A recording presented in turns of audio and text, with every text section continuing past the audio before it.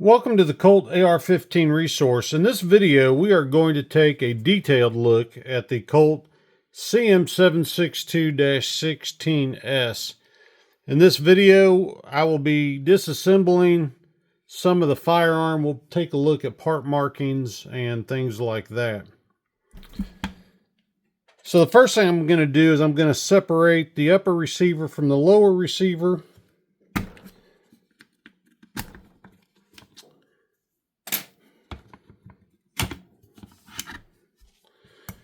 And I'm going to set the upper receiver up here. The first thing we'll look at is the lower receiver. So the one thing that the CM762 and the 901 series, the M5 series is known for is an ambidextrous lower receiver. You have left side and right side selector. And you have left side and right side magazine release. And then you have left side bolt release and bolt catch, but you only have right side bolt release. There's a new design out now that functions as a bolt catch and a bolt release. But by looking down here, you can see kind of how those two parts interact with each other. The hammer and trigger is a standard semi-auto trigger group. You can see part markings here. You got a G stamp and then a number 4.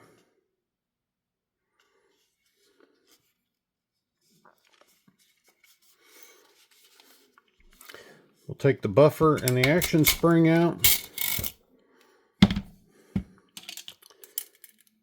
The buffer is marked 308.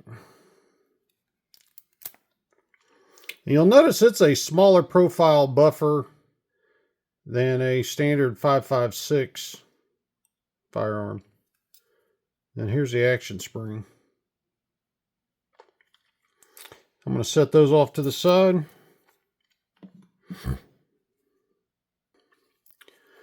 I paused the camera for a minute and decided to go get a 5.56 buffer just so you could see the size difference. This one on the left here is a H buffer for carbon, and then here is the 308 buffer. So that gives you an idea of the size difference.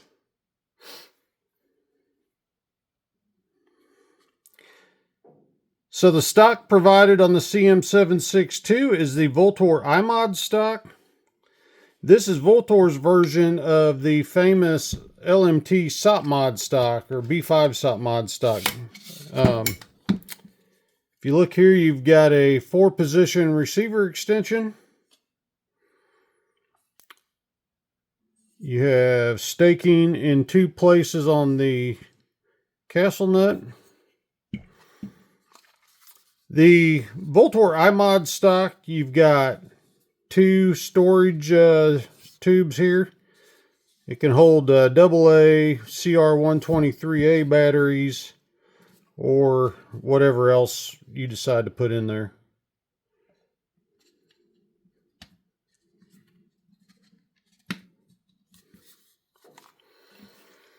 The pistol grip is a standard A2 pistol grip. And the code inside is an F2. And then you have a standard trigger guard. So I think that is about it on details of the lower receiver. One thing I want to kind of reiterate is you see the added material here around the hammer and trigger pins. Colt's done that on both sides. These hammer and trigger pins are proprietary to this lower, so you would need to get the same length trigger pins if you had to replace one for some reason. All right, we'll take a look at the upper receiver now. We'll just start here at the back on the left side, and we'll work our way up to the front. So if you look here on the upper receiver, you notice this shiny area here. That is leftover adhesive from a production control tag. And I have a upper here that has a tag still in place. That's what that looks like. And then the adhesive left over is just from that being pulled off. This adhesive comes off just with some of your favorite cleaner. If for some reason you find it to be especially difficult to get off, there's a chemical called Goo Gone that works real well for that. Moving forward, you see the bridge nut here that holds the two rail screws in place. We'll look at that again here in just a little bit.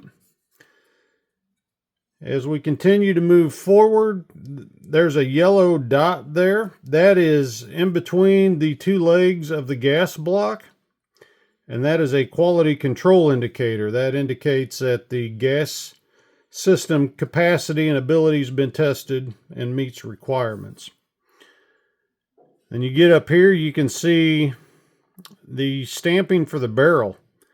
And what is unique about this is that it goes around the barrel instead of parallel to the barrel. And we'll take another look at that, but that says 308 Win. And then it has the rifling, which is 1 in 10.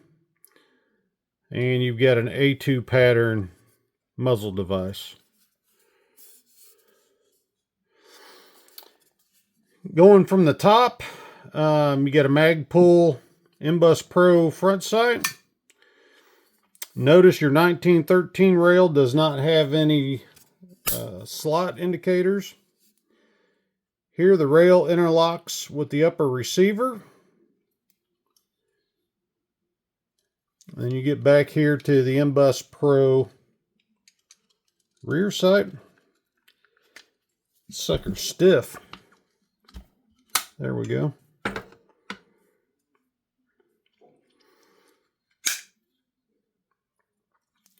And we'll flip this around and look at the right side. So as mentioned in one of my other videos, here's the what is commonly referred to as square forge, and that's brass aluminum forge enterprises. Got a standard forward assist, brass deflector. This M-LOK rail that you see on here is proprietary to Colt. There's currently no aftermarket rail options. And then you have two Torx head screws there. We're going to go ahead and remove those Torx screws. I use a T25 bit.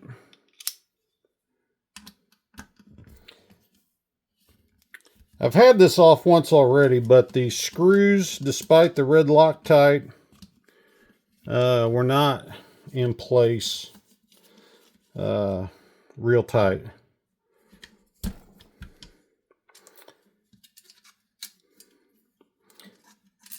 So after you loosen the screws up far enough, your bridge nut drops out the other side. Here's your two Torx screws, and there's the red Loctite in place.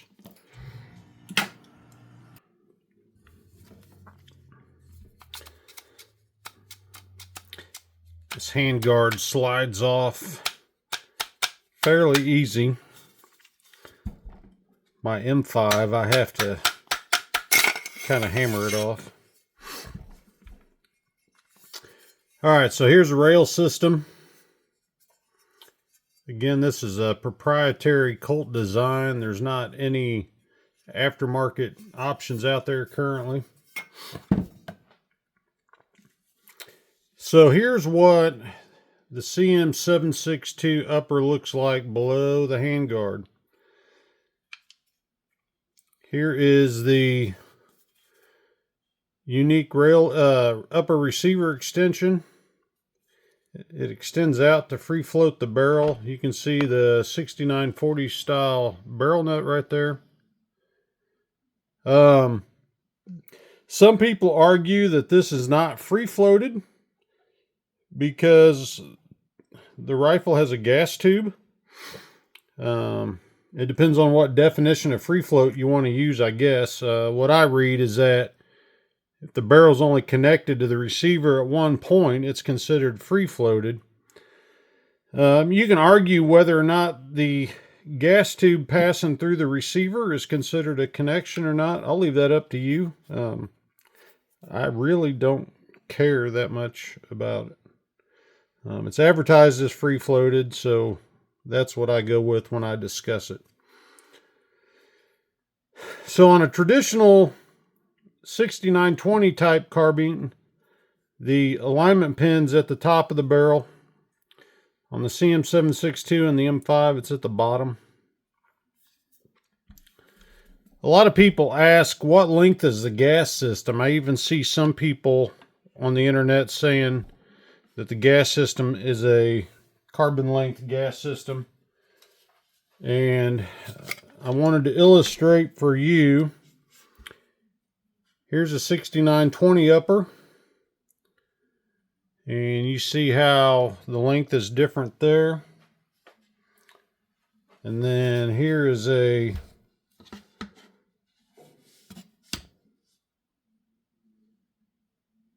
.20-inch A4 upper, and you see how that length is additionally different. So it's more of a mid-length gas system, as you can see here. I hope that helps clarify some of the confusion that's out there. It at least takes away the argument about it. And then here you can see the difference between how the CM762 barrel is mounted compared to the traditional barrel installation. Pretty neat design, really, I think.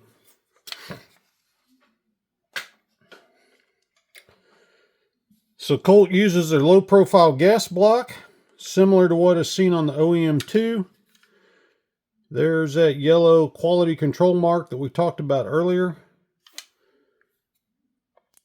Again, here's another look at the barrel markings.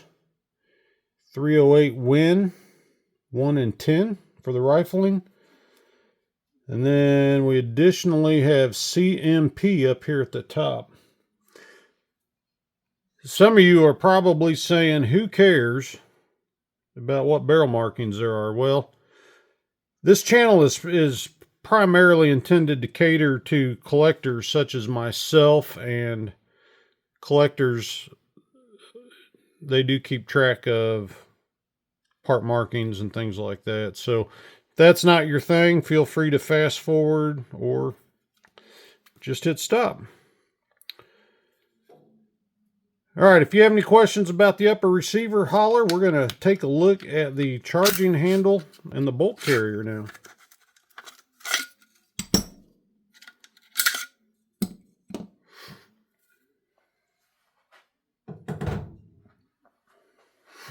All right, charging handle's certainly unique. I kind of jokingly refer to it as the bat handle because that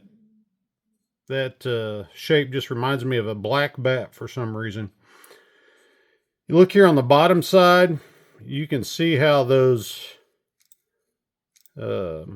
latches interact with each other. Kind of different.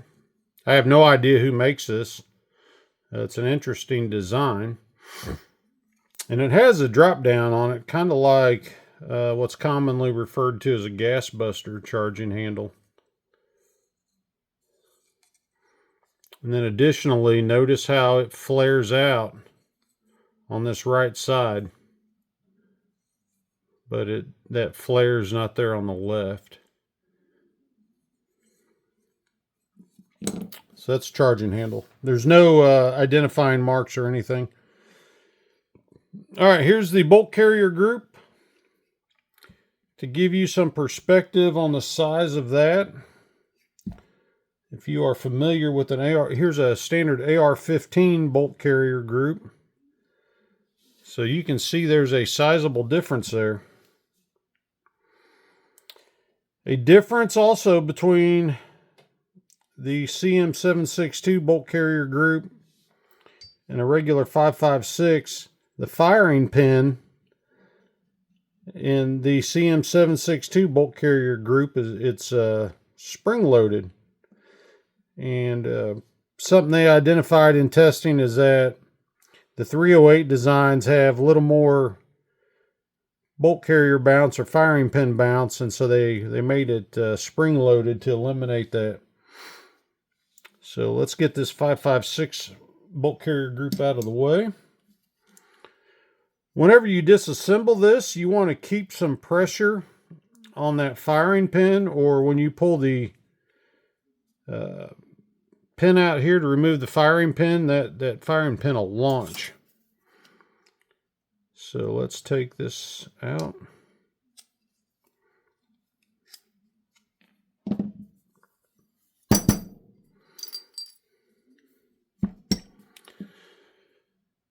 And there's a look at your spring-loaded firing pin. Its spring sits right up there underneath the head of it. And it's kind of locked in there. I'm not going to try to remove it. Firing pin, retaining pin. Nothing out of the ordinary about that. So your cam pin does not have to be rotated to remove it like you do on a 5.56 bolt carrier group. It just pulls straight out. Your bolt comes out.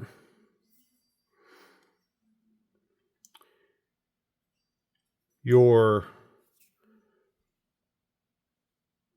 bolt carrier is chrome lined. I did not mention it when we looked at the upper receiver, but the barrel's chrome lined as well. And then here's your indentions for the forward assist. And you'll notice you have a small C right there.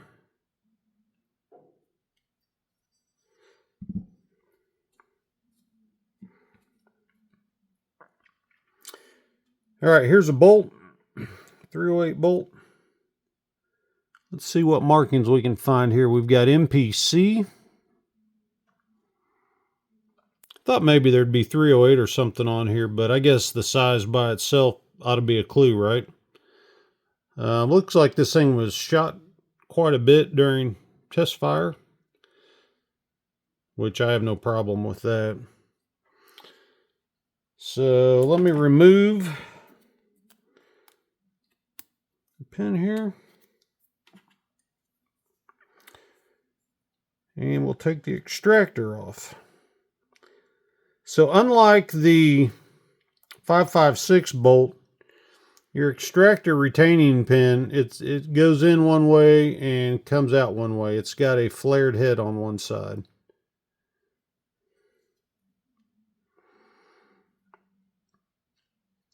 So really nothing out of the ordinary here other than it's just scaled up 5.56 bolt. And then here's the extractor.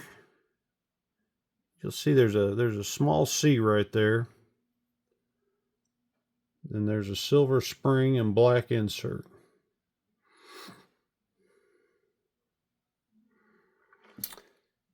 So let me put this back together and I'll come back with some final thoughts. I hope you've enjoyed this look at the Colt CM762-16S. If you have any questions or if there's something else you'd be interested in seeing, please post down in the comments below. I will be doing a follow-up video showing the accessories in detail and me doing accessory installation on the rail system. So as always, thanks for choosing my channel to spend some of your time, and I hope to see you back here again at the Colt AR-15 resource.